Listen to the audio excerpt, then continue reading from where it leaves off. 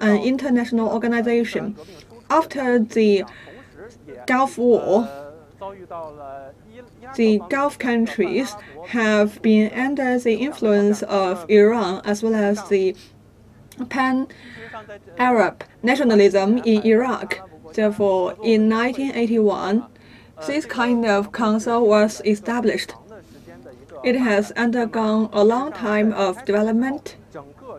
At the very beginning, the 6 countries of this council were all monarchies, and they have experienced a stable stage and period of cooperation.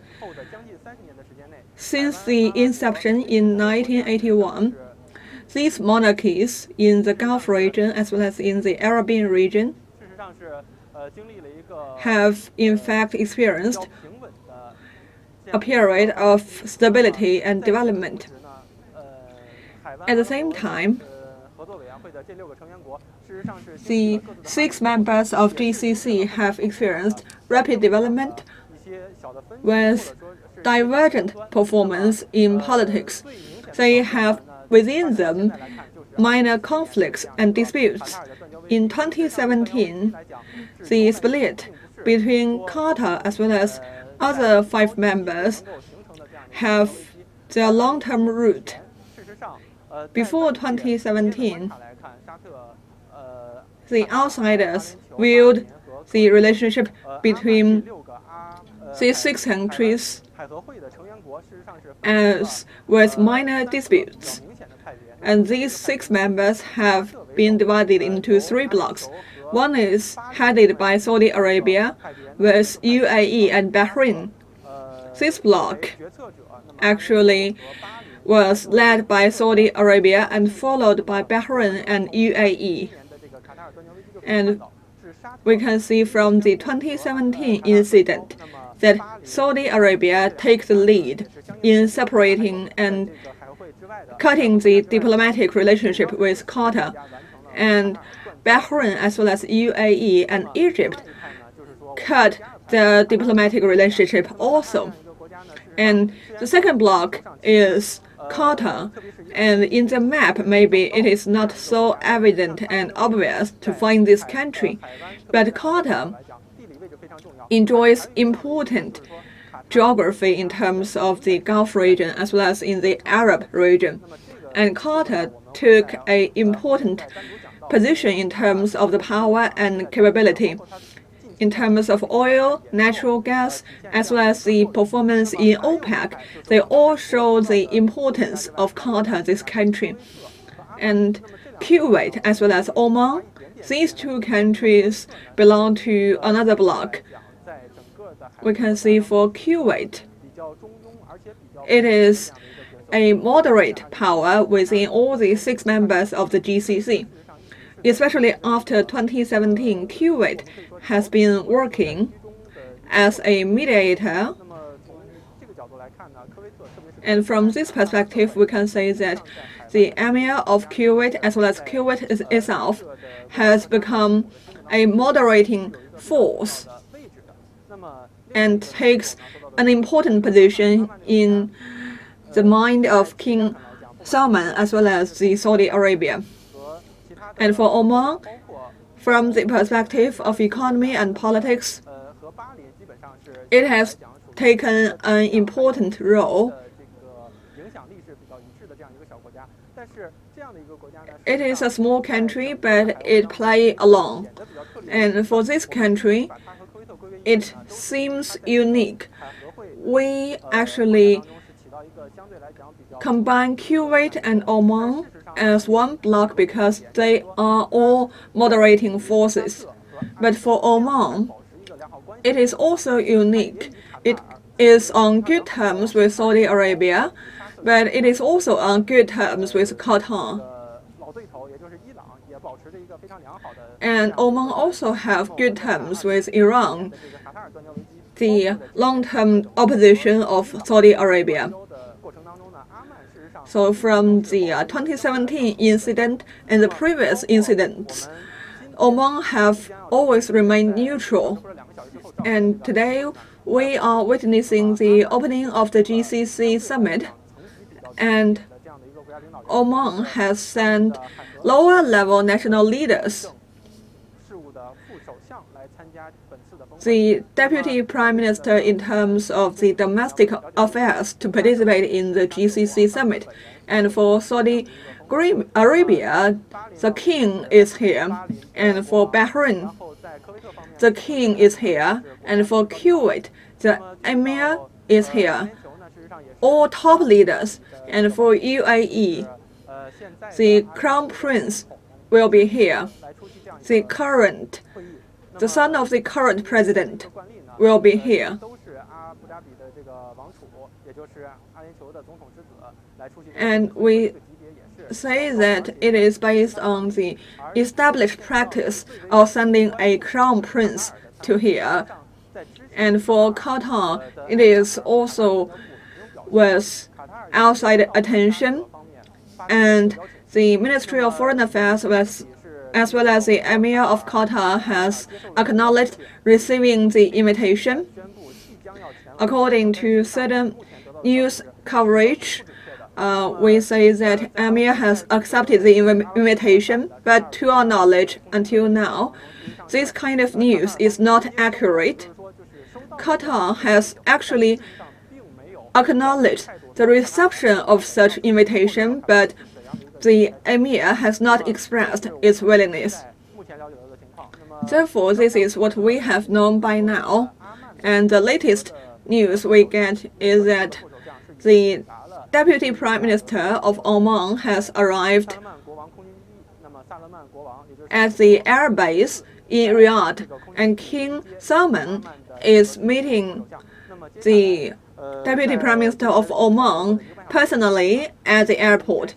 In the next 1 hour or 1 hour and a half, it is expected that all the leaders participating in the GCC summit will arrive at Riyadh, arrive at the King Salman Air Base. And there is also one detail that we need to focus on. That is whether King Salman will personally welcome the delegation of Qatar. Is it the Crown Prince or the Foreign Minister of Saudi Arabia will be welcoming the Qatari delegates? This is also what we are looking forward to. So this kind of details or arrangements will give a hint about the future direction after this GCC summit. Even before June 2017, we can see that there has been a kind of peaceful environment within the GCC. And in April 2017, Donald Trump has made the first visit after his election, and the first stop was Saudi Arabia. And while he stayed at Saudi Arabia, Trump has discussed and met with King Salman, the Crown Prince, as well as other leaders. President Trump has also participated in key events, including the meeting with the leaders of GCC. It is called the US GCC Summit, and the second event was the meeting organized by the Arab Union, and it is called the Arab-US Summit. And a third event was participated by the US President as well as the Arabic leaders. And in the last summit, the US Islam Summit, President Trump has targeted Qatar in his speech without identifying specific country. But he said that he would target and crack down upon the forces supporting terrorism. So after this kind of speech, the media comments have maintained that Saudi Arabia was with the support of the US in cutting off the diplomatic relationship with Qatar. But after the 2017 incident, the U.S. did not have a consistent stance. The U.S. supported Saudi Arabia in cracking down upon pro-terrorism forces, but when receiving Qatari visits, President Trump has maintained that the U.S. supported Qatar and wanted to help Qatar to maintain an important role in regional affairs. And we can see that the U.S. has one of the most important military bases in Qatar, and this military base is critical. The U.S. has explained that upon the attacks on Iran, the Qatari military base will be the first and priority choice. Therefore, we can see that the U.S. has played a role meddling with these affairs within the Gulf region. And for the Gulf monarchies, including Saudi Arabia, Bahrain, as well as Qatar, the U.S. is necessary as a protector, but it is also like a troublemaker. And for President Trump, since his election, we can see that among the Gulf countries, the U.S. has not played a totally constructive role in unifying all the Gulf Council countries around Saudi Arabia or around the U.S. for cooperation. And on the other hand,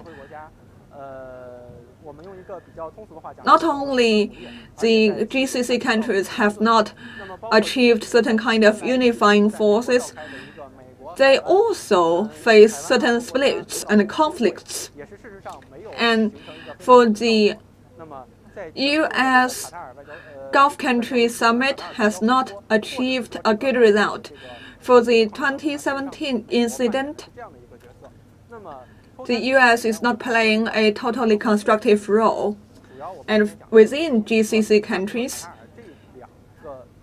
the core dispute exists within Saudi Arabia and Qatar. And after 2017, Saudi Arabia and Qatar have experienced their respective difficulties and problems. And from the perspective of Saudi Arabia,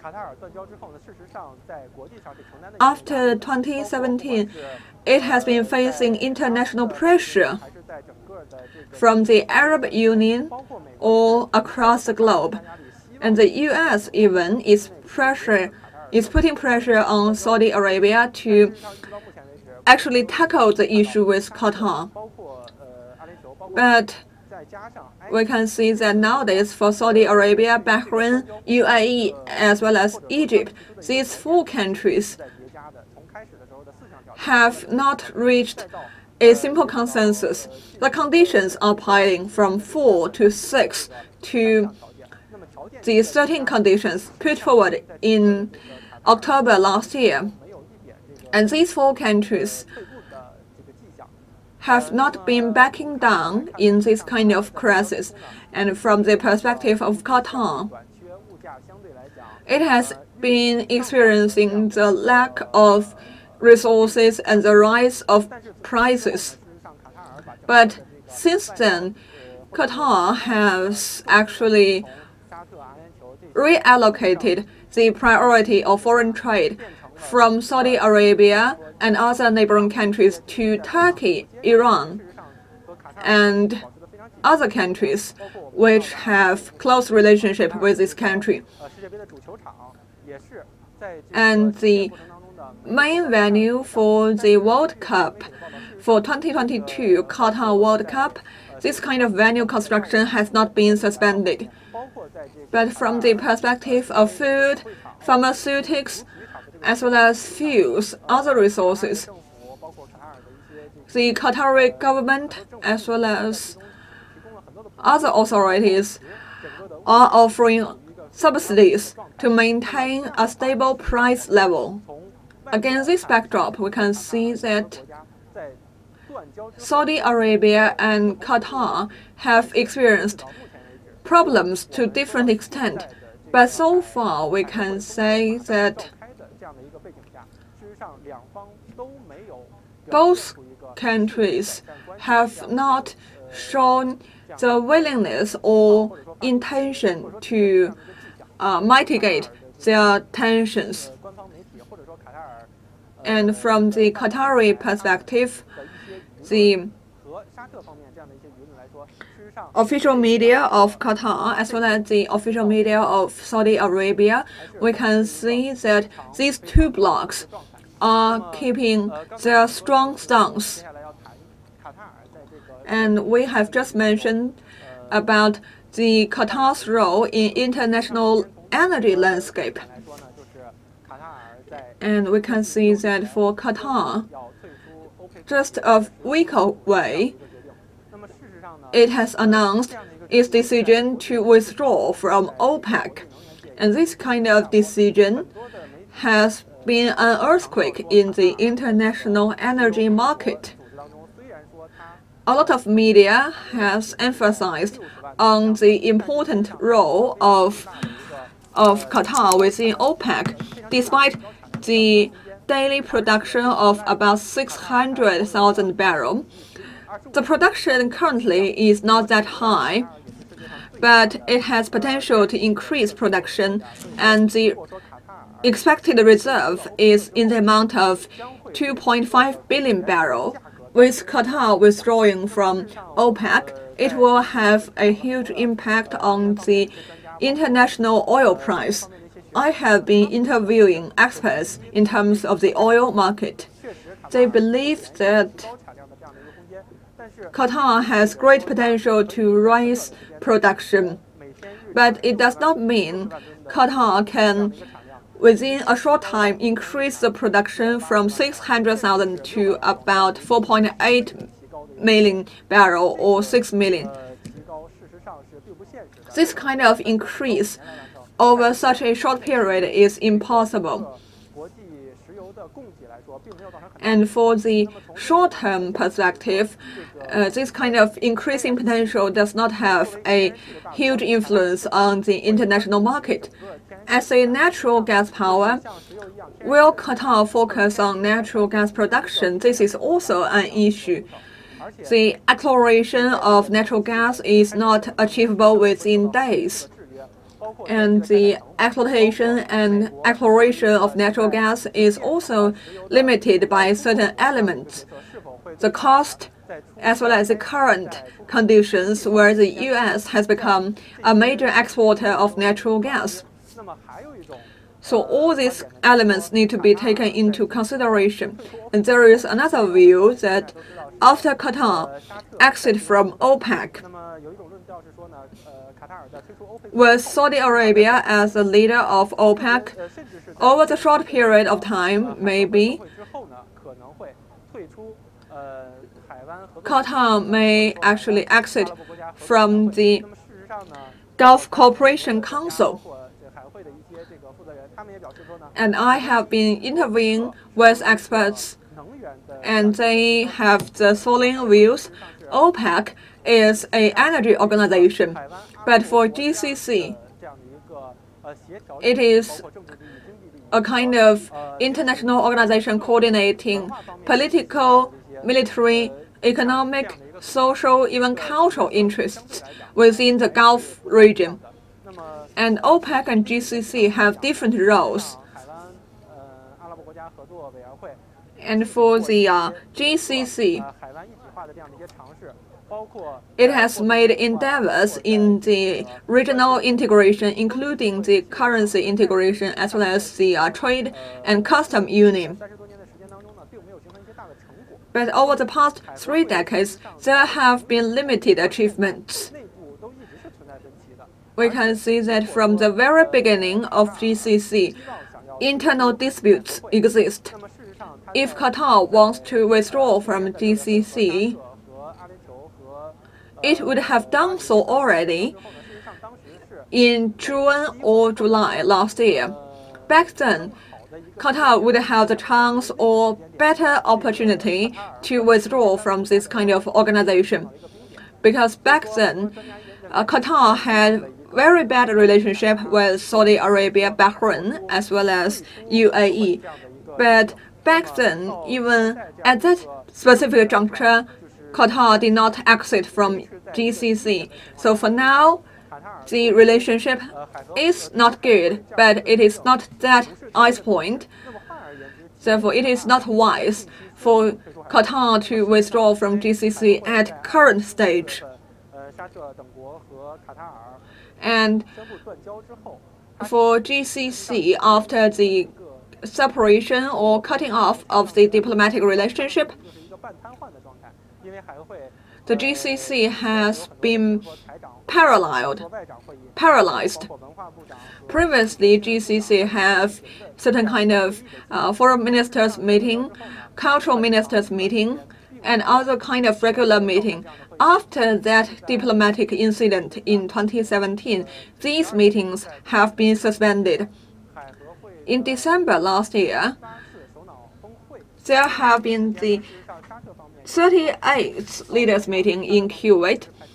Even back then, Saudi Arabia did not send high-level leaders. Saudi Arabia sent foreign minister, and Bahrain and UAE sent ministerial leaders, and Qatar was present to the Kuwait summit.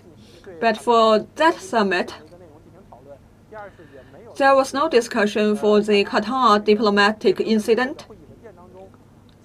And in the final resolution, there was no mentioning for the solution of this kind of cutting off of diplomatic ties.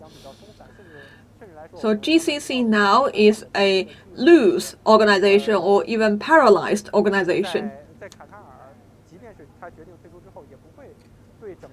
So even if Qatar decided to exit from GCC, this kind of decision would not have a huge influence on regional situation. So this is currently what the role of Qatar in terms of GCC.